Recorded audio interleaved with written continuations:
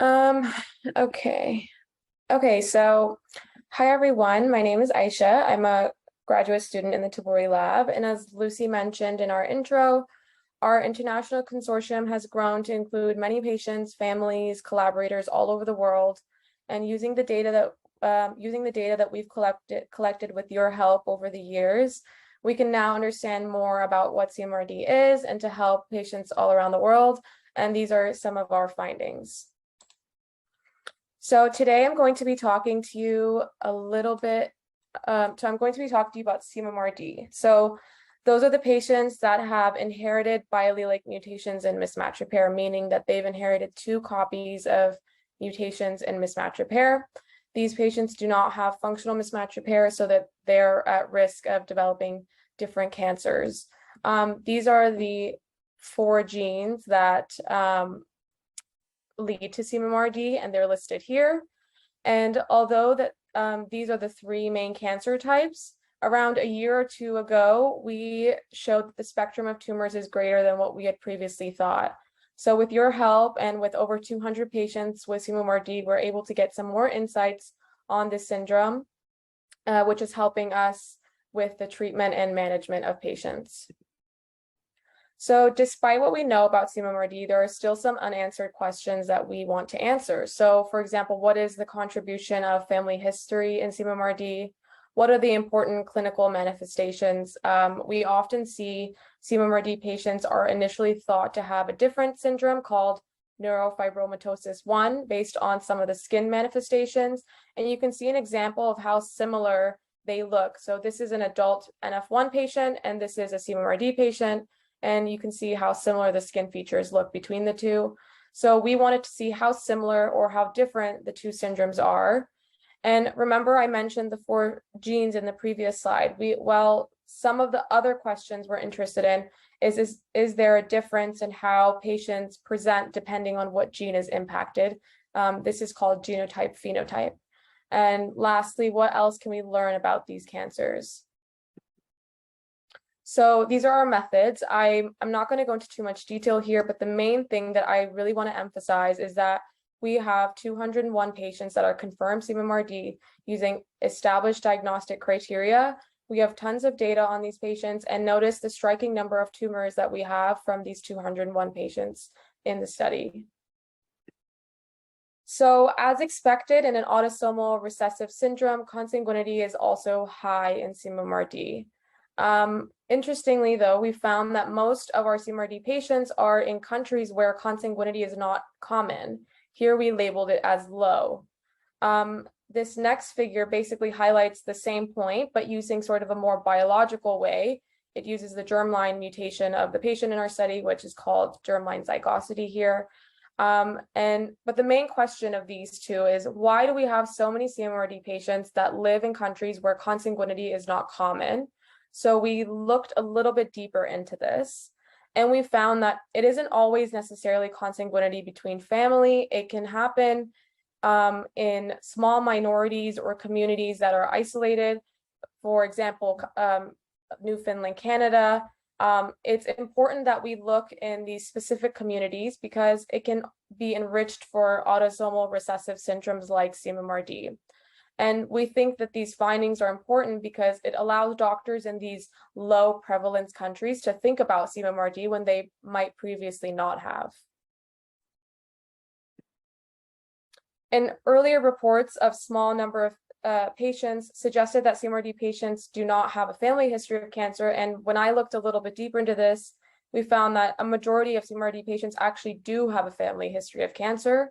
However, here we don't see this history of cancer in the parents of CMMRD patients.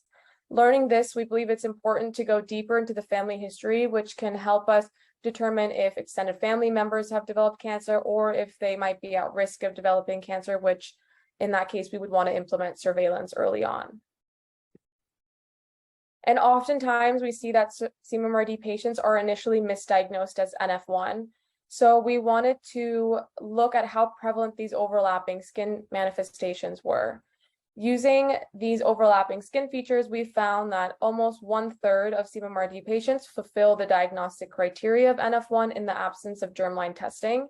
And this suggests to us that we need to use functional or molecular tools for diagnosis to try and avoid a misdiagnosis of CMMRD.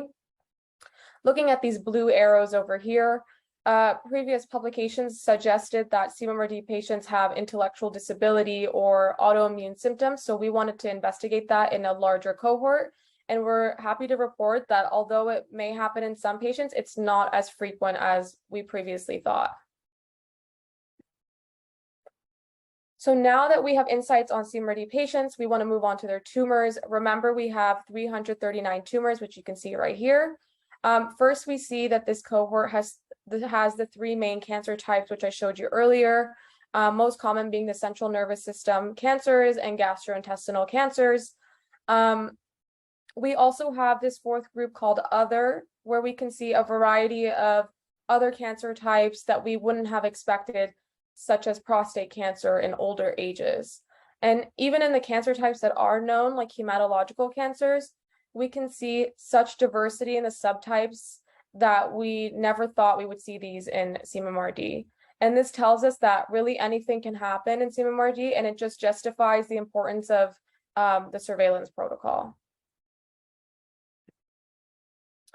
So now that we've established the spectrum of cancers, we wanted to get into some insights on genotype phenotype. So remember I said that there were 4 genes. Here we want to see, are there differences in the cancer types based on the germline gene that is affected? And the main thing that we notice here is that hematological cancers, so those are the orange ones here, they are very common in MSH6 and PMS2, but almost do not exist in MLH1 and MSH2. There's very, very few of them. And we think that this might be due to the nature of these mutations based on the biological role that MSH2 and MLH1 play in the cells. So this, in this graph, you can see the age across the bottom here in years, and these are each of the cancer types across here. So using the 339 tumors, we wanted to look at what age do these tumors develop.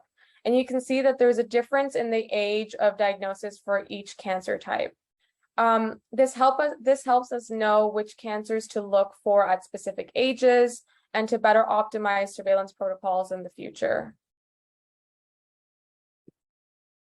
So this is another example of genotype phenotype, and here we wanted to see, are there differences in the age of diagnosis depending on the germline gene that's affected.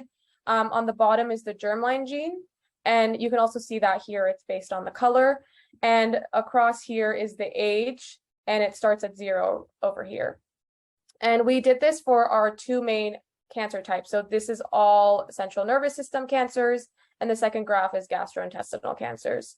And we can see that MLH1 and MSH2 occur at a younger age of diagnosis for both central nervous system and gastrointestinal cancers, suggesting that the biology does matter. So these are called Kaplan-Meier curves, and the bottom shows the time in years, and each curve is a different group. So this is what we have today, and I want everyone to keep in mind that this includes some older patients that are in our consortium before we knew much about CMMRD or had interventions like surveillance and immunotherapy. But as expected, our central nervous system tumors and hematological cancers are doing worse, but with immunotherapy and surveillance, we think that this curve is going to improve over time. And looking at the genotype phenotype, although MLH1 and MSH2 have a greater impact, with surveillance, we think that this can improve over time as well. Overall, we found that cancer type and genotype are important for outcome, but we are improving the outcomes by doing surveillance and immunotherapy, which you can see here for surveillance, where patients on surveillance show as improvement in MLH1 and MSH2 especially. And we believe that surveillance can alleviate the differences of a genotype, which is why it's so important to implement it early on in CMMRD. And similarly, in immunotherapy, we can see a great improvement in outcome, which is this curve over here, when immune checkpoint inhibitors are used effectively.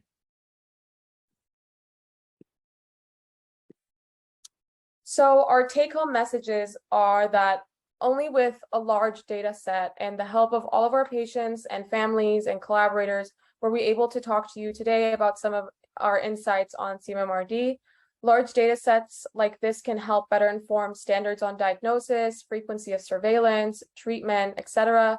And since family history and scan manifestations are non-specific, global diagnostic tools are important for CMMRD diagnosis.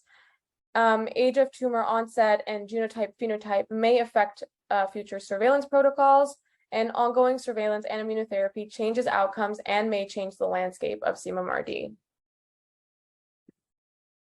Thank you all for listening, and thank you to all of our amazing patients and families and collaborators. If you guys have any questions, please feel free to contact us as well in these email addresses.